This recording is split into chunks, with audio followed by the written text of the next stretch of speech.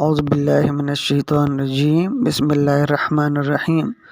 نصاب صدقۃ الفطر یعنی صدقہ فطر کا نصاب۔ اس کے متعلق دو مذاہب مشہور ہیں۔ نمبر 1 مذہب ہے امام ابو حنیفہ رحمۃ اللہ علیہ کا۔ ان کے نزدیک صدقہ فطر صاحب نصاب پر واجب ہے، یعنی صدقہ فطر کے وجوب کے لیے نصاب زکوٰۃ شرط ہے، یعنی جس کے پاس نصاب زکوٰۃ سے کم مال ہے اس پر صدقہ فطر نہیں ہے۔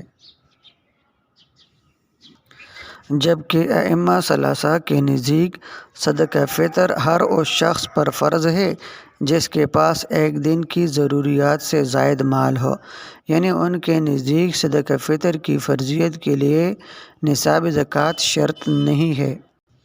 امام ابو حنیفہ رحمۃ اللہ علیہ کی دلیل حضرت ابو سعید خدری رضی اللہ عنہ کی روایت ہے۔ وہ فرماتے ہیں کنا نخرج زکوٰۃ الفطر، اور ائمہ ثلاثہ کی دلیل یہ ہے، وہ فرماتے ہیں کہ ظہیر حدیث میں کہیں بھی صدقہ فطر کا کوئی نصاب بیان نہیں کیا گیا ہے، لہٰذا جس کے پاس ایک دن کی ضروریات سے زائد مال ہو اس کو بھی صدقہ فطر کا حکم شامل ہوگا۔